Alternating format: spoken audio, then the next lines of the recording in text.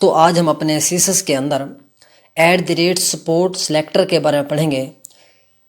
इसको हम कब यूज़ करते हैं और क्यों यूज़ करते हैं। इसको हम अपने सीसस के अंदर प्रॉपर्टी और वैल्यू को चेक करने के लिए करते हैं, यानी कि कौन सा ब्राउज़र हमारी प्रॉपर्टीज़ और वैल्यू को सपोर्ट कर रहा है और कौन सा ब्राउज़र सपोर्ट नहीं कर रहा।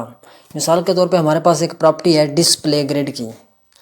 तो अब इस डिस्प्ले जो ग्रिड है, अब ग्रिड को जो डिस्प्ले जो प्रॉपर्टी है इसके अंदर जो ग्रिड है इसको कौन सा ब्राउज़र सपोर्ट कर रहा है, कौन सा ब्राउज़र सपोर्ट नहीं कर रहा है। मिसाल के तौर पे क्रोम है, फायरफॉक्स है, सफारी है, एज है, इस तरीके से जो हमारे पास और भी ब्राउज़र आते हैं। तो हमें कैसे पता लगेगा कि इसको कौन सा ब्राउज़र सपोर्ट कर रहा है, नहीं कर रहा। बेसिकली इसका जो यूज़ हम करते हैं वो कंडीशनल सीसस लिखने के लिए करते हैं, इसलिए हम इसको क्या कहते हैं, कंडीशनल रूल कहते हैं। मिसाल के तौर पे हमारे पास हमने क्या किया है, एक कंडीशन लिखते हैं @support लिखा। तो यहाँ पे हमने क्या किया हुआ है, एक स्पोर्ट्स कंडीशन लिखी है और यहाँ पर हम इसके अंदर क्या करेंगे, एक सीसस लिख देंगे, यानी कि ग्रुप रूल बॉडी, यानी कि जो भी सीसस लिखेंगे अगर ये हमारी कंडीशन ट्रू है तो वो इसके अंदर जो भी सीसस लिखेंगे वो चल जाएगी। यानी कि इसको अगर कोई ब्राउज़र सपोर्ट करता है तो ये हमारे इसके अंदर जो भी चीज़ें लिखेंगे वो हमारी रन होगी। मिसाल के तौर पे हमने क्या किया हुआ है, यहाँ पे डिस्प्ले ग्रिड कर दिया है।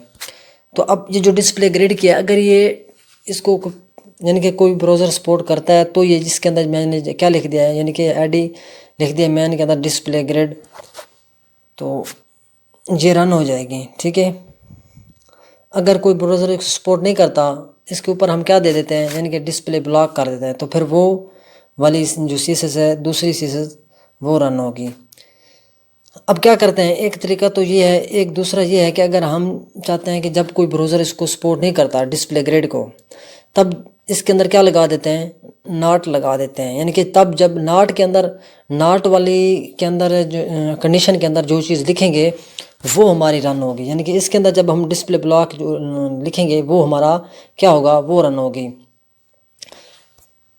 मिसाल के तौर पे एक ये है कि हम मल्टीपल कंडीशन भी इसके अंदर लगा सकते हैं आर लगा के। यानी कि एक प्रॉपर्टी ये है डिस्प्ले फ्लेक्स है, दूसरी प्रॉपर्टी हमने क्या लगाई है, डिस्प्ले जो है हमारे क्रोम का एक प्रीफिक्स है वेबकिट, वो लगाया फ्लेक्स।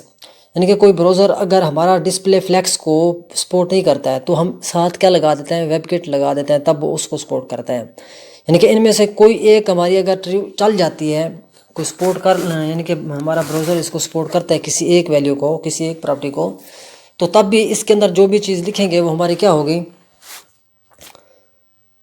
वो हमारा रन हो जाएगा। यानी कि वो हमें चल जाएगी, वो कोई भी चीज़, जो भी चीज़ इसके अंदर जो सीसस लिखेंगे वो चल जाएगी। अगर दोनों फॉल्स हो जाते हैं फिर हमारी सीसस नहीं चलेगी।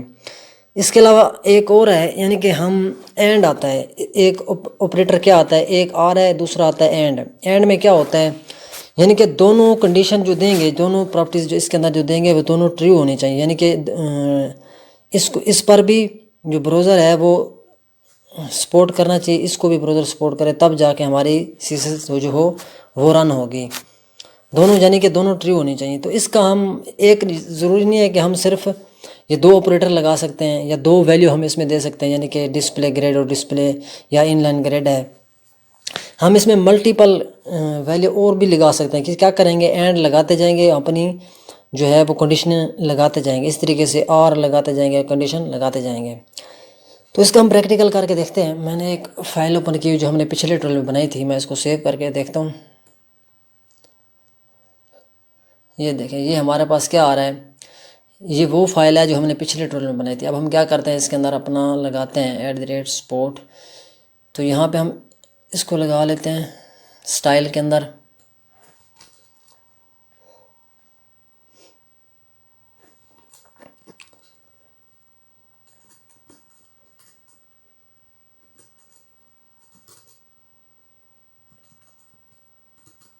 राउंड ब्रैकेट लगाएंगे। अब राउंड ब्रैकेट के अंदर हमने क्या लगाना है, यानी कि हमें इसमें अगर लिख लेता हूँ डिस्प्ले फ्लेक्स,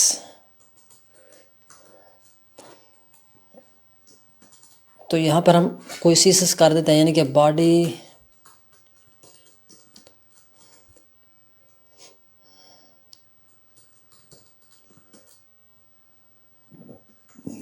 इसका बैकग्राउंड कलर हम लिख लेते हैं कोई,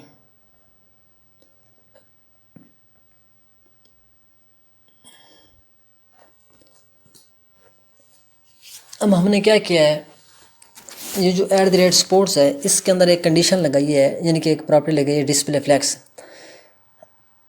अभी मैं क्या करूँगा, ये हमारे पास है माइक्रोसॉफ्ट का एक ब्राउज़र है।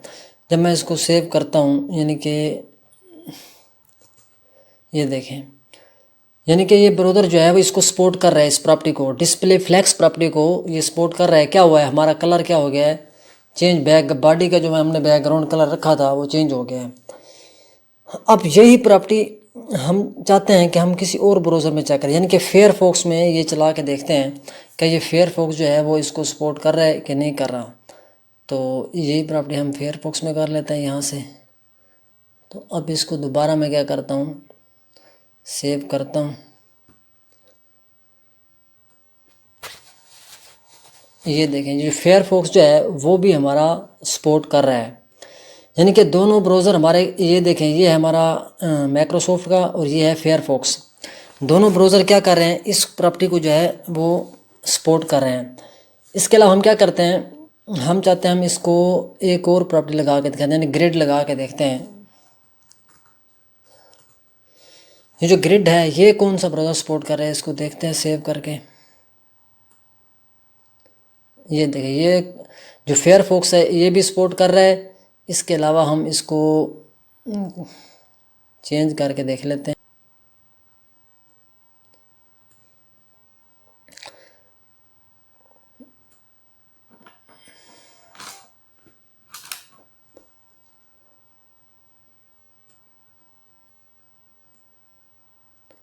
मैंने भी इसको क्या कर दिया है, इसको हमने कर दिया है माइक्रोसॉफ्ट पे।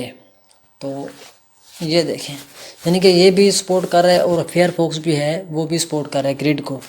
इस तरीके से हम और भी लगा सकते हैं, यानी कि जो सपोर्ट ना कर रहा हो वो हमें बता देगा कि ये जो वैल्यू है ये सपोर्ट नहीं कर रहा।